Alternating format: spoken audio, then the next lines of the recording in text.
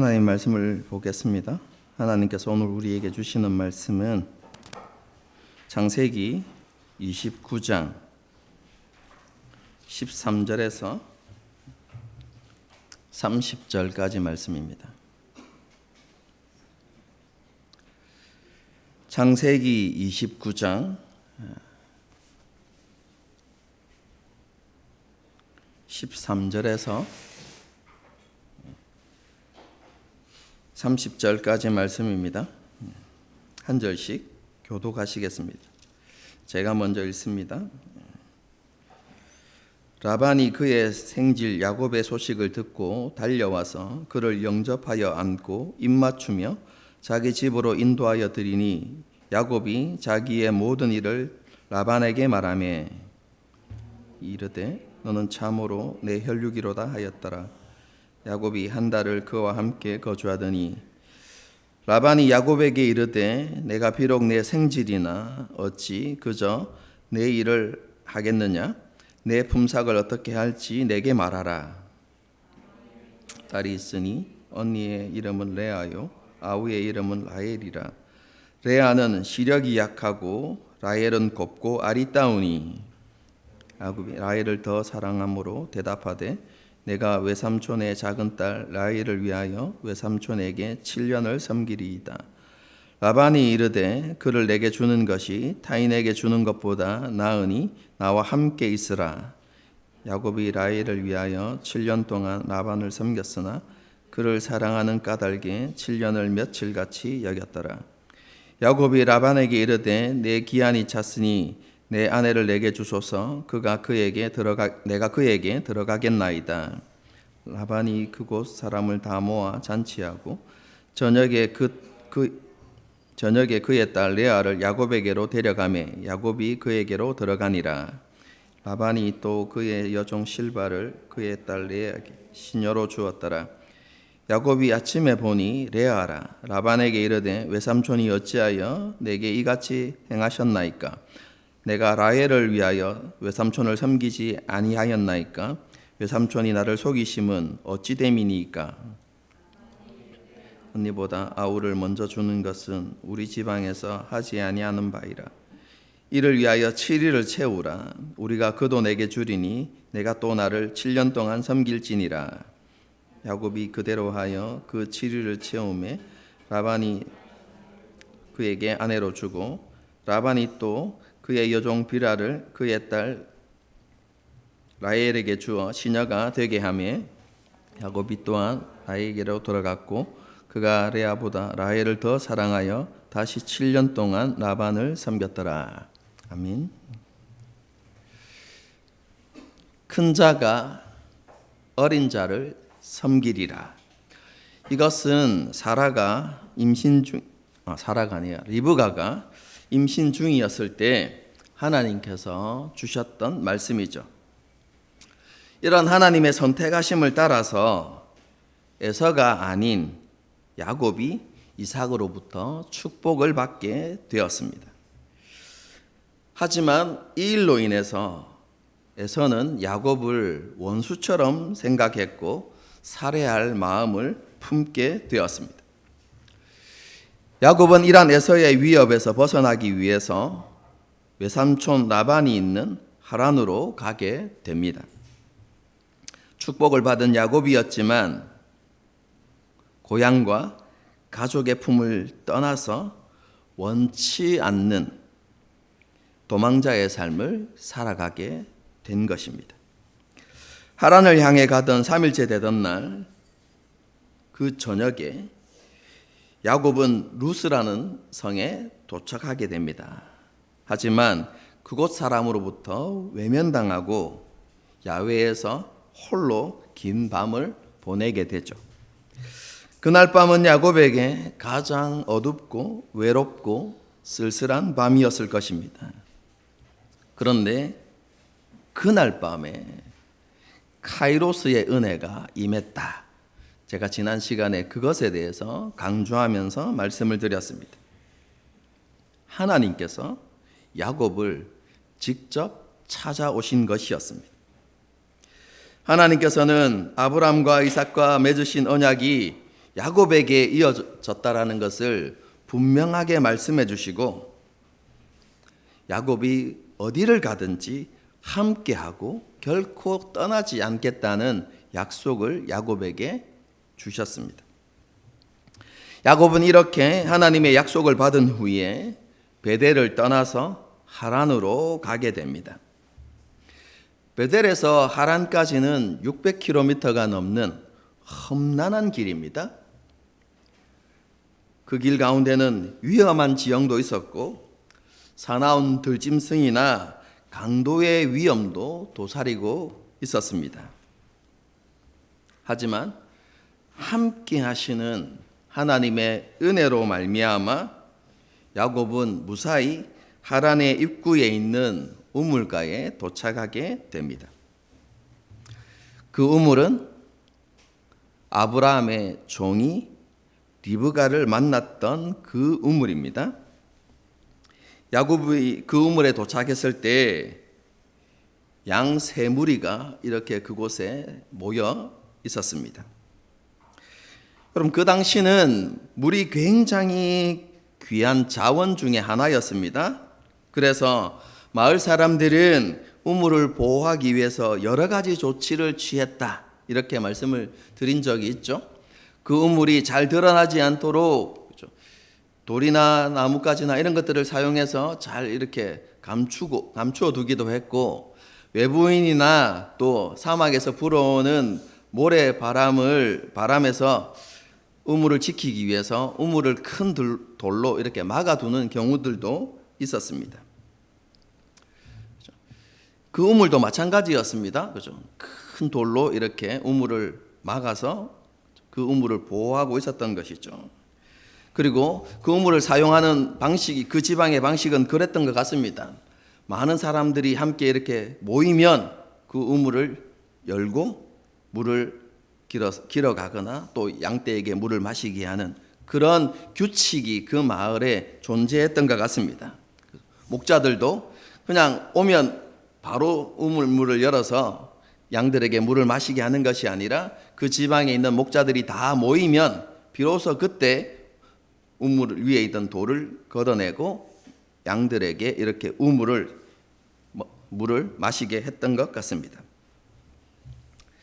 야곱이 우물에 도착했을 그때에는 그 지역에 있는 모든 목자들이 다 모이지 않았던 그런 시간이었던 것 같습니다. 먼저 양떼를 몰고 온 목자들이 기다리고 있었던 것이죠. 야곱은 그들에게 나홀의 손자 라반을 아느냐고 질문했습니다. 그러자 목자들은 외부인이니까 약간 경계하면서 퉁명스럽게 알고 있다, 이렇게 대답하죠. 이렇게 대화를 주고받던 목자들이 멀리서 오는 라헬을 보고 이렇게 이야기합니다. 라반의 딸이 지금 양을 몰고 오고 있다, 이렇게 이야기해 주죠. 야곱은 목자들에게 지금은 한낮이기 때문에 양들에게 풀을 먹일 시간이 더 있다고 이야기하면서 양들에게 물을 먹이고 다시 풀을 먹이러 가라, 이런 제안을 이야기합니다. 그죠? 이것은 야곱이 그곳의 상황을 잘 몰랐기 때문에 한 말입니다. 그죠? 야곱의 말을 들은 목자들은 그것만의 규칙을 설명하죠. 모든 목자들이 모여야 우물의 돌을 옮기고 양떼에 물을 먹인다, 이 이야기를 해주죠. 여러분, 그때 어떤 순서로 양에게 물을 먹일까요? 그럼 지극히 당연하죠. 먼저 온 순서로 먹이겠죠. 여러분, 그래서 그죠? 순서를 기다리고 있는 것이죠. 여러분, 그런데 라헬이 양떼를 몰고 도착하자 야곱은 이러한 모든 규칙을 무시합니다. 돌을 옮겨서 먼저 라헬의 양떼에게 물을 마시게 하는, 그죠? 그런 일을 행하게 되죠. 그 후에 라헬에게 입맞추고 소리내어 울면서 자신이 라반의 누이 리브가의 아들임을 밝힙니다. 그러자 라헬이 집으로 달려가서 아버지에게 이 사실을 알리죠. 여러분, 이 장면이 너무 익숙하지 않습니까? 아브라함의 종이 이삭의 아내를 구하기 위해서 하란에 왔을 때의 모습과 너무 유사하죠. 우물에 도착하고 그곳에서 신부가 될 사람을 만나고 신부는 집으로 달려가서 상황을 설명하는 것이 너무나 똑같죠. 그런데 이 똑같은 장면에 너무나 큰 차이점도 있습니다. 그게 무엇이겠습니까? 하나님을 향한 마음과 태도입니다. 아브라함의 종과 야곱을 하란의 우물까지 안전하게 인도하신 분이 누구이십니까? 하나님이십니다. 험하고 위험한 여정에 두 사람이 안전할 수 있었던 것은 모두 함께 하시는 하나님의 은혜 때문이었습니다. 이것을 너무나 잘 알고 있었던 아브라함의 종은 이렇게 고백하죠. 여호와께서 길에서 나를 인도하사 내 주인의 동생 집에 이르게 하셨습니다. 이렇게 고백합니다. 그뿐만 아니라 우물가에 도착해서도 아브라함의 종은 하나님의 인도하심을 구합니다. 하나님, 순적한 길을 허락해 주십시오 라고 그렇게 하나님께 기도하는 모습을 보입니다. 여러분, 이에 반해서 야곱은 어떻습니까? 하나님께 인도해 달라는 그런 기도하는 모습도 없습니다. 그뿐만 아니라 자신을 안전하게 인도해 주신 하나님께 감사하는 모습도 전혀 나타나지 않습니다.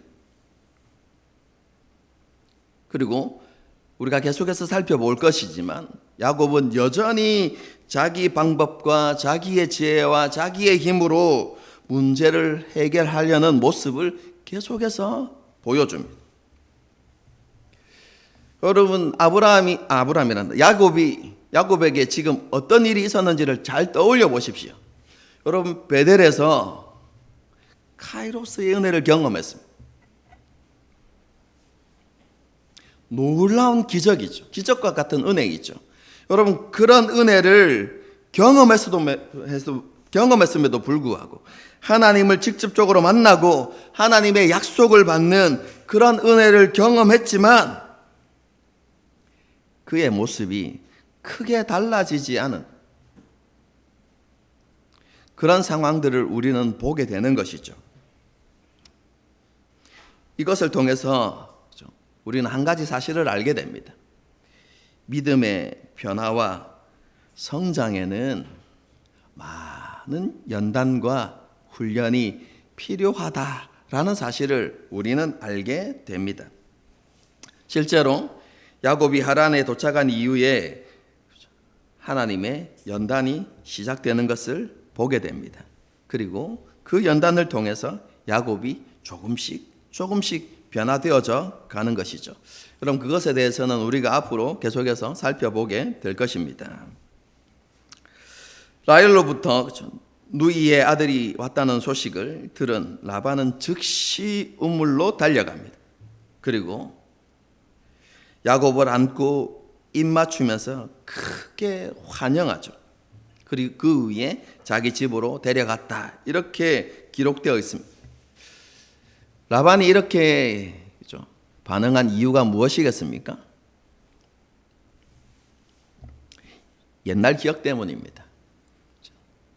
여러분, 우리가 창세기 24장을 통해서도 우리가 잠시 살펴보았지만 이 라반은요, 굉장히 욕심이 많고 매우 계산적인 사람이었습니다. 그러면서 이전 기억을 떠올렸겠죠. 아브라함의 종이 많은 예물을 가지고 찾아왔던 그 사실을 기억하면서 야곱도 그렇게 했을 거라는 기대를 가지고 급히 달려가서 그를 환대했던 것이죠. 여러분, 그런데 실제는 그의 기대와 너무 달랐죠. 야곱이 빈손으로 하란을 찾아왔던 것이죠. 라반을 만난 야곱은요, 전후 사정을 설명하면서 자신이 하란에 오게 된 이유를 설명합니다. 야곱으로부터 모든 이야기를 들은 라반은 야곱이 실제로 자기 조카라는 사실을 받아들이고 자기 집에 머물러도 좋다, 이렇게 이야기합니다. 그리고 한 달이 지나가죠. 한 달 동안 야곱을 살펴보니 일을 시켜도 좋을 것 같다는 이런 생각이 들었던 것 같습니다. 의지할 곳이 없었던 야곱이 라반을 실망시키지 않기 위해서 열심히 일했던 것 같습니다. 그래서 라반은 야곱을 불러서 이렇게 이야기합니다. 네가 나의 조카이긴 하지만 무보수로 계속해서 일을 시킬 수는 없을 것 같다 라고 이렇게 이야기하면서 품삯에 대해서 협상하자, 이렇게 제안을 하죠. 라반의 말을 들은 야곱은요, 이렇게 제안합니다. 제가 외삼촌의 딸 라헬을 위해서 7년간 봉사하겠습니다. 이렇게 이야기하죠. 여러분, 이것은 이런 의미입니다. 라헬과 내가 결혼을 하고 싶은데 7년을 봉사해서 신부값을 드리겠습니다. 여러분, 이런 의미입니다. 여러분, 그 당시에 그 고대 근동에서는요, 신부를 데려올 때 신부의 집에 결혼 예물을 지불하는데, 여러분, 그게 신부값입니다. 아브라함의 정도 마찬가지였죠. 많은 예물을 가지고 찾아갔다고 되어 있는데 그것이 바로 신부값으로 주는 것입니다. 여러분, 그 당시 신부값이 얼마 정도 될 것 같습니까? 이렇게 물으면 감이 안 올 건데요. 이렇게 질문하면 답하실 수 있을 것입니다.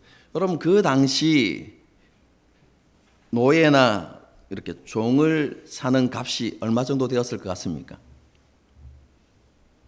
이렇게 하면 떠오르는 숫자가 있죠. 은 30. 여러분, 그 당시 신부값도 은 30세겔 정도 되었습니다. 그런데 야곱이 어떻게 해요? 그 신부값을 7년 동안 일해서 그 품삯으로 신부값을 내겠습니다, 이렇게 이야기하는 것이죠.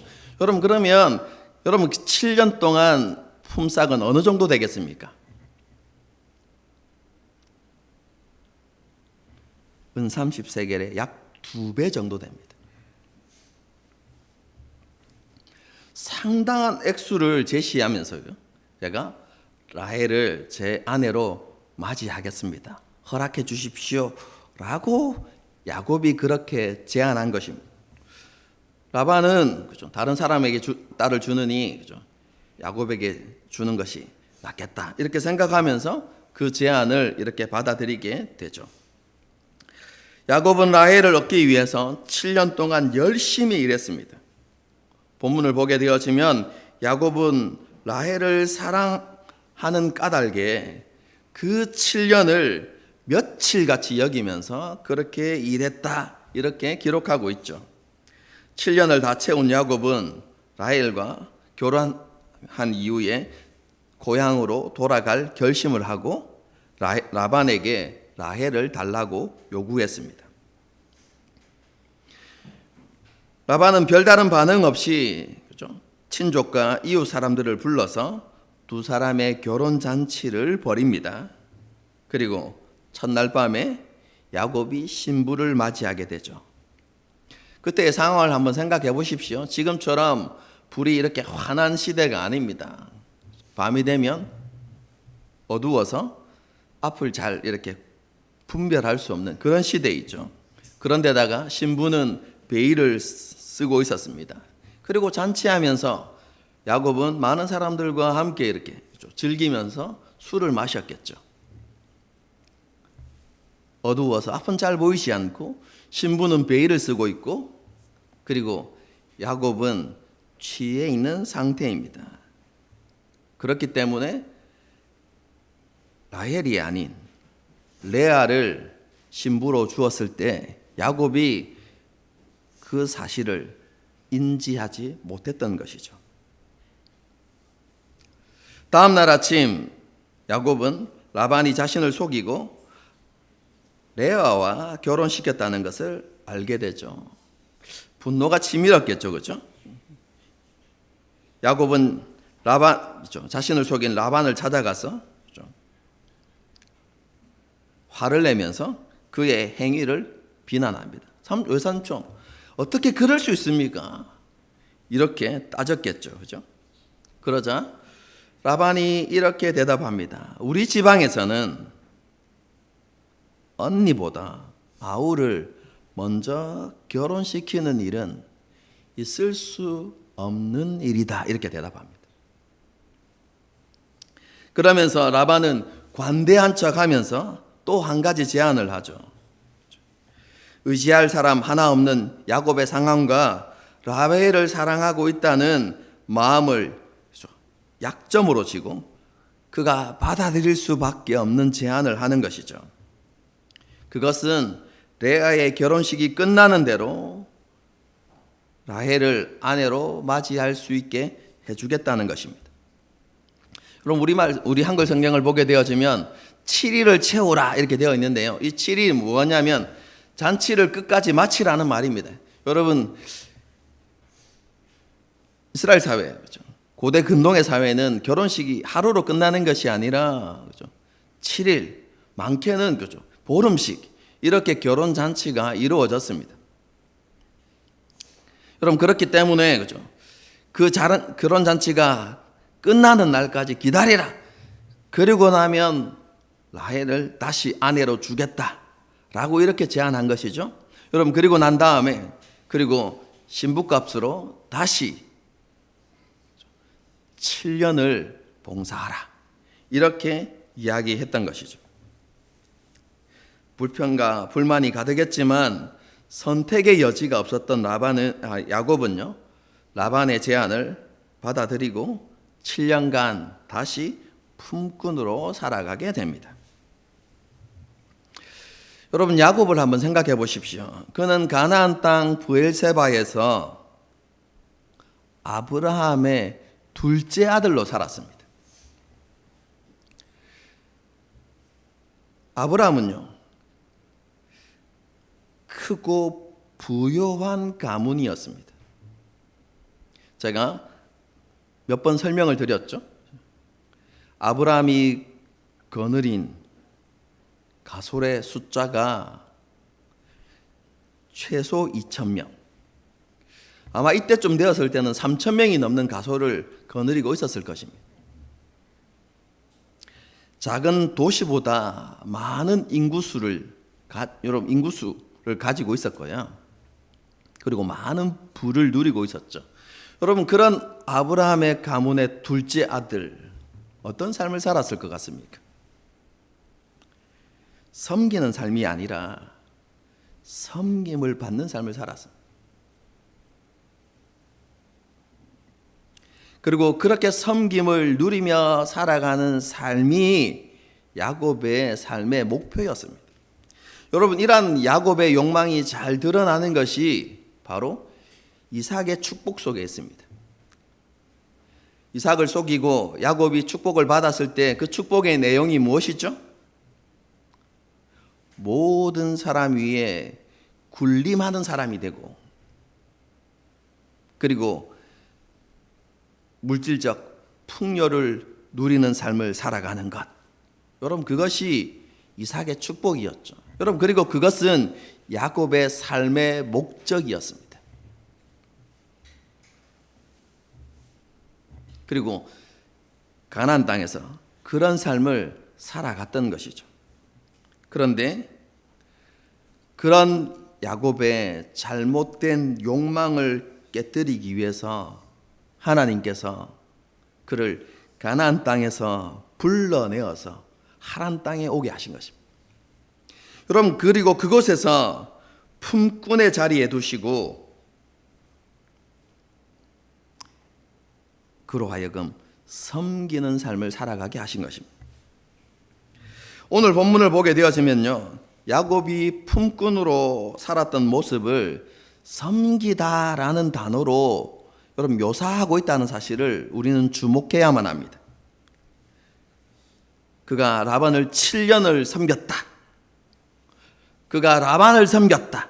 여러분 이런 표현들이 나타나는데요. 이 섬기다라는 이 동사가 몇 번 사용되는 줄 아십니까? 7번 사용됩니다. 7이라는 숫자 굉장히 중요한 상징적 의미가 있다고 말씀드렸죠. 그렇죠? 여러분 이렇게 7번 섬기다라는 동사를 사용해서 야곱의 삶을 묘사한 것은 그가 하란에서 사는 14년 동안 온전히 섬기는 삶을 살았다라는 것을 말씀해 주고 있는 거예요. 섬김을 받던 그 야곱이 품꾼이 되어서 섬기는 삶을 살았다라는 것이 오늘 본문의 핵심입니다. 그럼 이러한 섬김의 삶은요, 하나님께서 자기 백성에게 요구하시는 모습이죠. 하나님의 백성은 하나님을 섬기고 이웃을 섬기는 사람이 되어야 한다는 것입니다. 여러분 이것이 예수님께서 친히 우리에게 보여주신 삶의 모습이죠. 야곱은 어쩔 수 없는 상황 속에서 품꾼이 되었지만 예수님께서는 스스로 하늘의 영광을 버리시고 종의 모습으로 이 땅에 오시지 않았습니까? 그리고 제자들에게 이렇게 말씀하셨죠. 인자가 온 것은 섬김을 받으려 함이 아니라 도리어 섬기려 하고 자기 목숨을 많은 사람의 대속물로 주려 함이라. 영화로우신 하나님께서, 영광 가운데 계셨던 하나님께서 가장 낮은 곳에 오셔서 섬김의 삶을 살아가셨던 것입니다. 사랑하는 사람들만을 위해서가 아닙니다. 원수된 죄인들을 위하여서 내어주시고 또 내어주시는 그런 섬김의 삶을 살아가셨죠. 마지막에는 우리가 너무나 잘 알고 있듯이 자기 생명까지 내어주시는 섬김의 본문을 우리에게 보여주셨습니다. 그리고 잡히시기 전날 밤 예수님께서 제자들에게 이렇게 말씀하셨죠. 내가 주와 선생이 되어서 너희 발을 씻었으니 너희도 서로 발을 씻어주는 것이 옳으니라. 내가 너희에게 행한 것 같이 너희도 행하게 하려 하여 내가 본을 보였노라. 여러분 우리가 살아가는 사회는 치열한 경쟁 사회이죠. 이 경쟁 사회를 살아가는 사람들이 가지고 있는 욕망, 삶의 목표가 무엇이겠습니까? 그것은 이 경쟁에서 이기고 세상의 주인공이 되는 것입니다. 그것이 자신의 가치를 높이는 것이고 성공한 삶이라고 여기는 것이죠. 이러한 가치관 속에서 섬기는 삶보다 섬김을 받고 그것을 누리는 것이 진정으로 의미 있고 가치 있는 삶이다 라고 이렇게 생각하면서 살아가는 것이죠. 하지만 성경이 가르치는 것은 이런 세상의 가치관과 정반대입니다. 예수님께서는 자신을 낮추고 섬기는 삶을 살아가는 것이 승리의 길이고 영광에 이르는 길이라고 우리에게 분명히 가르치고 계십니다. 누구든지 높은 사람이 되고자 하는 사람은 남을 섬기는 사람이 되어야 하고 으뜸이 되고자 하는 사람은 모든 사람의 종이 되어야 한다. 여러분, 이것이 예수님께서 우리에게 강조하신 삶의 모습입니다. 삶의 원리인 것이죠. 그리고 예수님께서는 이 진리를 십자가 죽음을 통해서 보여주셨습니다. 십자가 죽음, 곧 자신의 모든 것을 내어주는 섬김이 생명을 가져다 주는, 그리고 구원을 이루는 참된 승리이고 영광의 길이라는 사실을 분명하게 보여주신 것입니다. 이렇게 참된 섬김을 보여주신 예수님께서 자신을 따르는 제자들에게 자신을 본받아서 낮아짐과 섬김의 삶을 살아야 한다고 말씀하신 것이죠. 낮아짐과 섬김은 예수님께서 제자들, 곧 우리들에게 주신 명령이고 우리가 이루어야 하는 사명입니다. 하지만 이러한 삶을 살아간다는 것이 결코 쉬운 일이 아니죠. 힘들고 어렵습니다. 왜냐하면 우리 안에 타락한 본성이 있지 않습니까? 높아지고 싶은, 인정받고 싶은, 내가 정말로 가치 있는 사람이라고 드러내고 싶은 그런 욕망이 우리 가운데 있기 때문에 우리가 우리 자신들을 부인하고 우리 자신들을 낮추고 섬김의 삶을 살아간다는 것은 쉬운 일이 아닙니다. 그럼에도 불구하고 예수님께서 본을 보이시고 우리에게 너희가 그런 삶을 살아가야 한다고 말씀하시는데요. 어떻게 하면 우리가 그런 낮아짐과 섬김의 삶을 살아갈 수 있겠습니까?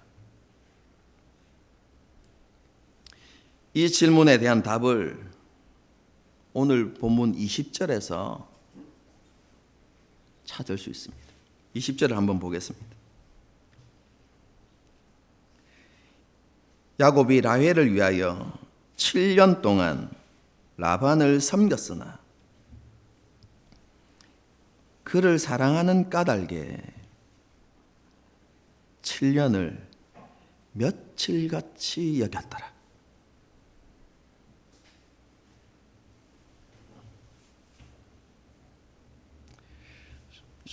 조금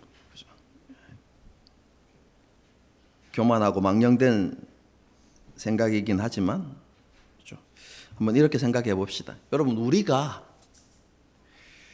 하나님이라고 한번 생각해 보십시오. 영광과 위엄으로 충만한 하나님이라면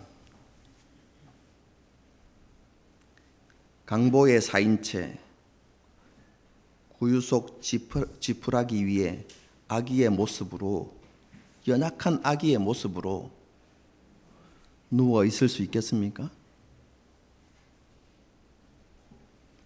세상에서 조롱받고 멸시받는 비천한 사람들이나 자신을 원수처럼 대하는 그런 사람들을 자기 생명보다 귀하게 여길 수 있을까요?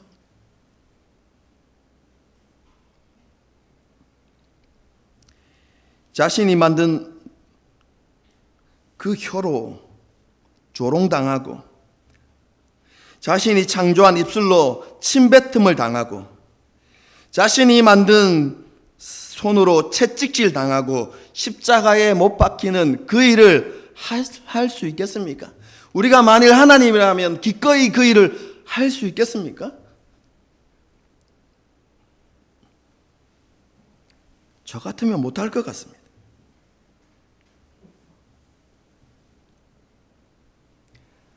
하지만 예수님께서는 그렇게 하셨습니다.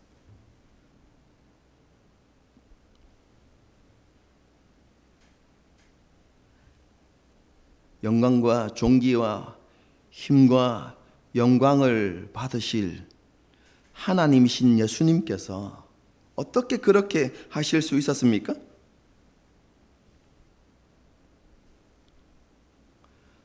우리가 아는 답은 하나입니다. 사랑 때문입니다.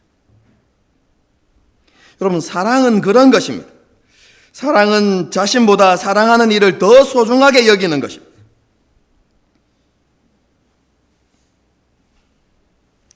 예수님께서는 그 사랑에 강건되어서 그렇게 하셨던 것입니다. 여러분, 이것이 비결입니다.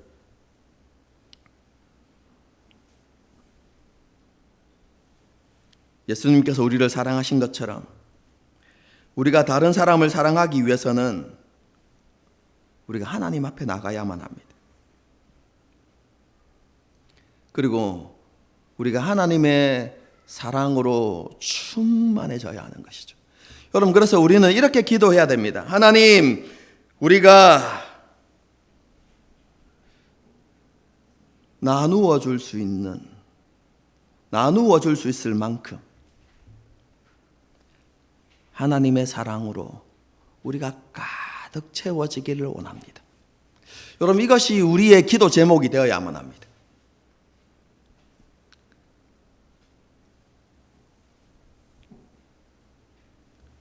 그뿐만 아니라 하나님께서 우리를 섬기는 자로 부르셨다는 그 사실을 마음에 새기고 또 새겨야 하는 것이죠.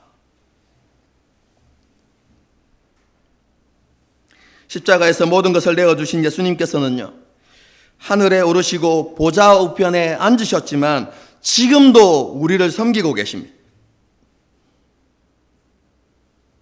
왜냐하면 변함없이 우리를 사랑하고 계시기 때문에 그렇습니다. 하나님께서 지금도 변함없이 우리를 사랑하신다는 수많은 증거들이 있습니다.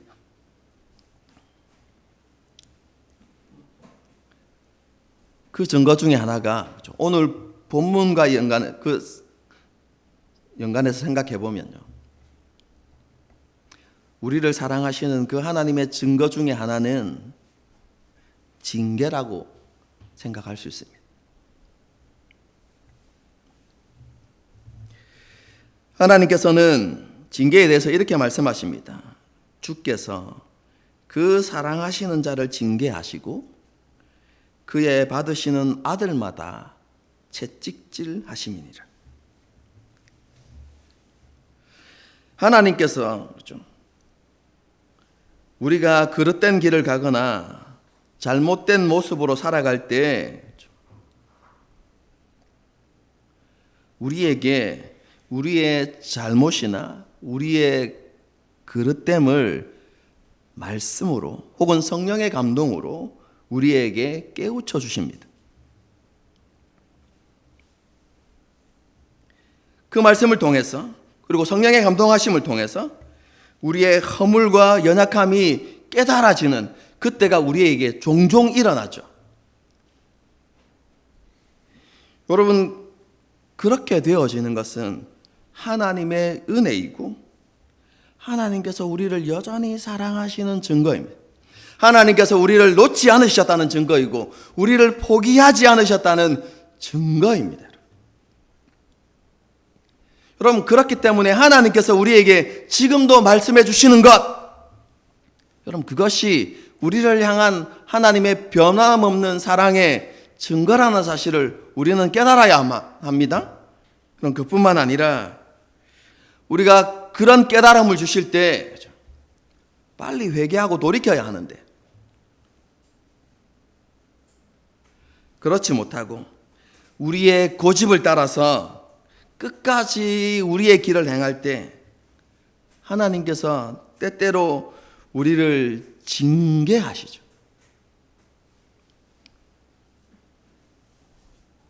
우리를 큰 고난과 아픔 가운데 두시기도 합니다.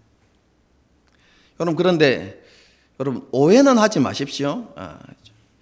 하나님의 고난에 대해서 잘못 생각하는 분들이 간혹 있습니다. 예를 들어서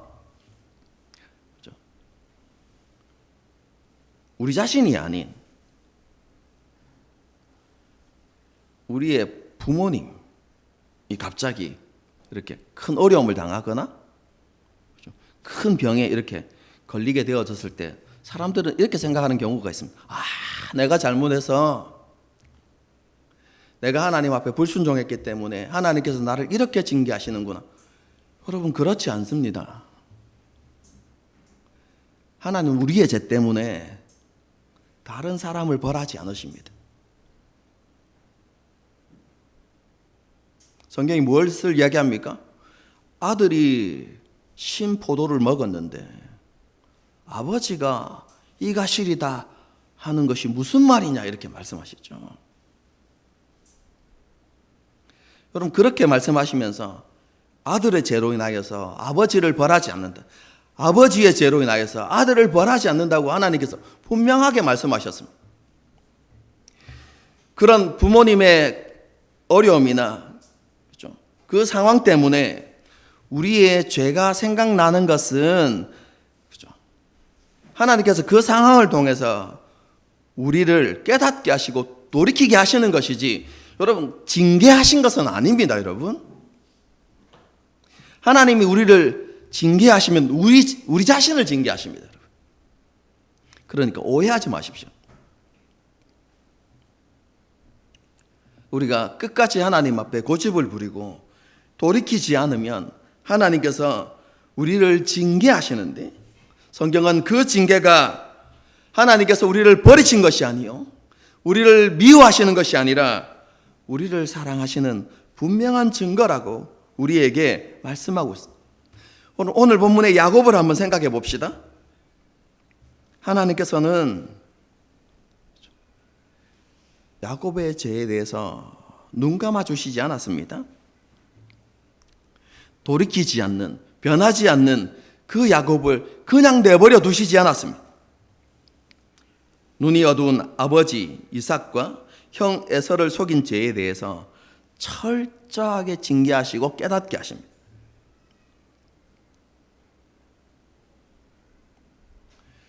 눈먼 아버지를 속였던 것처럼 아무것도 볼 수 없는 상황 가운데서 이삭이 속임을 당하게 하시죠.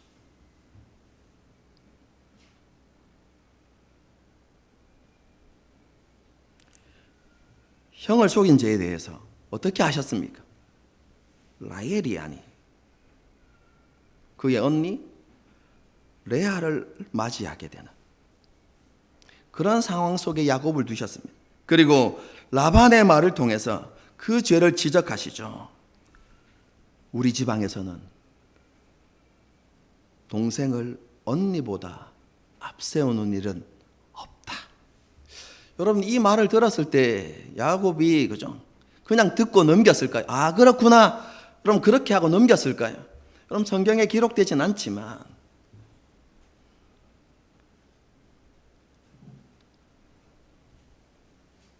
자신이 저질렀던 그 잘못이 떠오르지 않았을까요? 예수님께서 부활하신 이후에 갈릴리 호수에서 있었던 일을 한번 생각해 보십시오.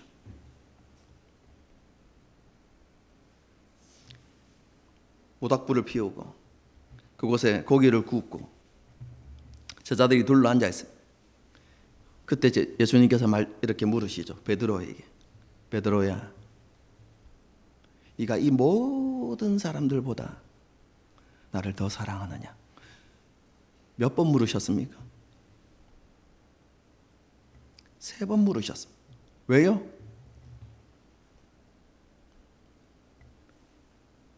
지난 날을 떠올리기 위해서. 베드로가 자신이 예수님을 모른다고 3번 부인했던 그 상황을 떠올리시기 위해서.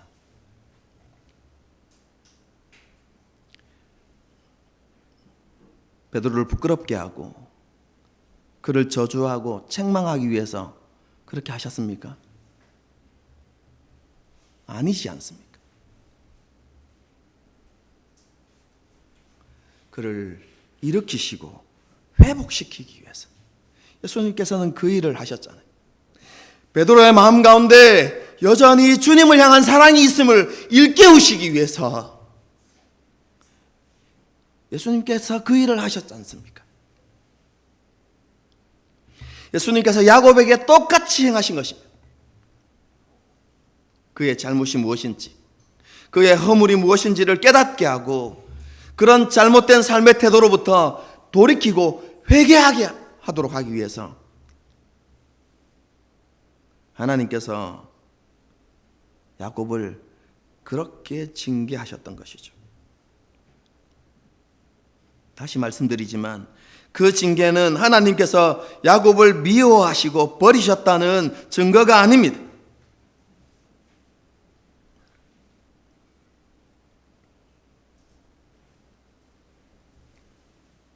베델에서 주셨던 그 약속대로 하나님은 여전히 야곱과 함께 하셨습니다. 그리고 그 함께 하심은 야곱이 이 세상을 떠나는 그날까지 계속되었습니다. 하나님은 부족하고 연약한 야곱을 사랑하셨습니다. 야곱을 너무 사랑하셨기에 그가 그런 부족하고 연약한 모습으로 계속해서 살아가는 것을 원치 않으셨던 것이죠.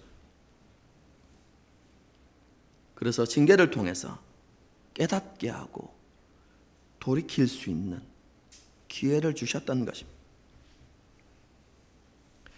야곱을 온전한 하나님의 백성의 모습으로 변화시키고 세우기 위해서 하나님께서는 그 일을 행하신 것입니다.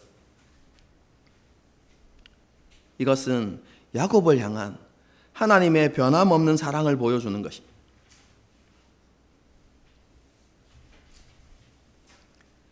야곱을 향한 하나님의 이런 사랑은요, 저와 여러분을 향한 하나님의 사랑을 분명하게 보여주는 것입니다.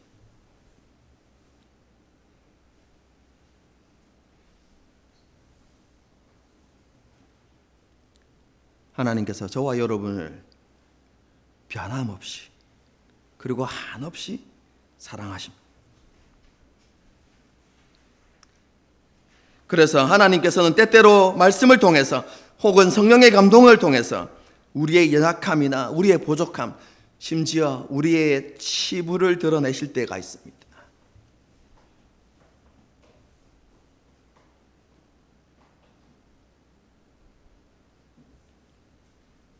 그럼 그때 우리의 마음이 괴롭고 아프죠. 여러분 그때 기억하십시오. 그 괴로움과 아픔이 우리를 향한 하나님의 마음이라는 것을 깨달아야만 합니다.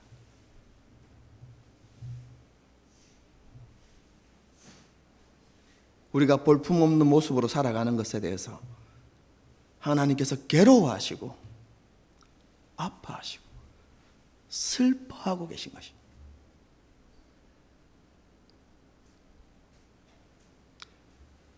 그럼 그것이 우리를 향한 하나님의 마음임을 우리가 기억하고 그리고 그렇게 하신 것이 우리를 향한 하나님의 사랑이라는 사실을 우리는 다시 한번 되새겨야 하는 것이죠.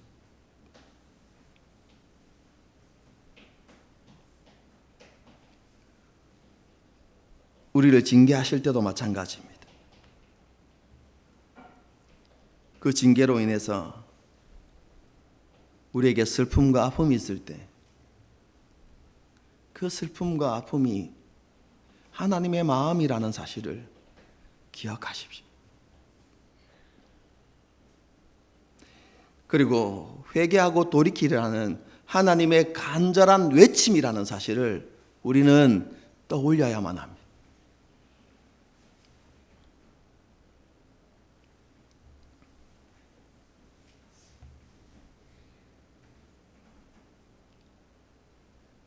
하나님께서 우리를 변함없이 사랑하십니다. 그 사랑은 영원토록 동일할 것입니다. 이 사랑으로 우리가 충만해지고 그 사랑에 사로잡히도록 하나님을 찾고 구하고 그리고 하나님께 기도하는 저와 여러분이 될 수 있어야만 합니다.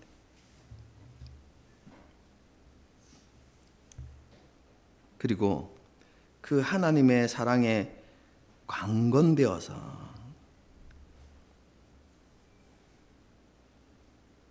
하나님께서 우리에게 요구하시는 낮아짐과 섬김의 삶이 우리 가운데 이루어져야 하는 것이죠. 하나님뿐만 아니라 우리의 이웃을 우리의 우선순위에 두고 기꺼이 섬기는 삶을 살아갈 수 있어야 하는 것이죠. 여러분, 이것이 하나님께서 우리에게 주신 명령이고 우리가 반드시 이루어야만 하는 사명임을 다시 한번 하나님 앞에 기억하고 그런 삶을 살아갈 수 있도록 하나님을 찾고 하나님을 구하고 하나님께 기도하는 저와 여러분이 될 수 있기를 주님의 이름으로 축복합니다. 함께 찬양하고 기도하는 시간을 갖도록 하겠습니다.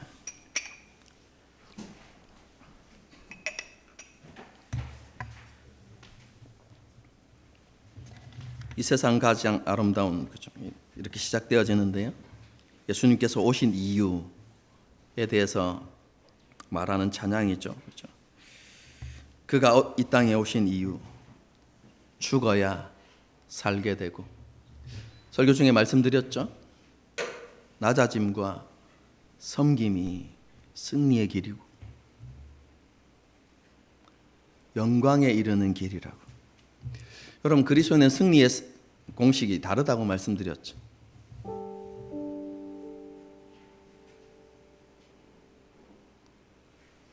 짓밟고 다른 사람 위에 서는 것으로 승리하는 것이 아니라 낮아지고 섬김을 통해서 움켜쥐고 싸움을 통해서가 아니라 내어줌을 통해서.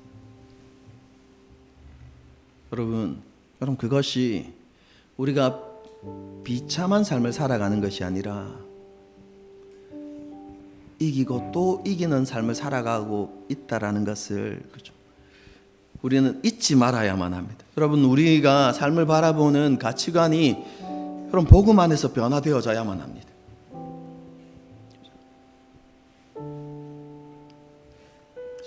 잘 변화되지 않지만 듣고 또 들어서 우리의 삶의 가치관과 방향이 변화되어져야 하죠. 다시 한번 이 말씀을 기억하면서 이 찬양을 부르고 결단할 수 있으면 좋겠습니다. 찬양하시겠습니다.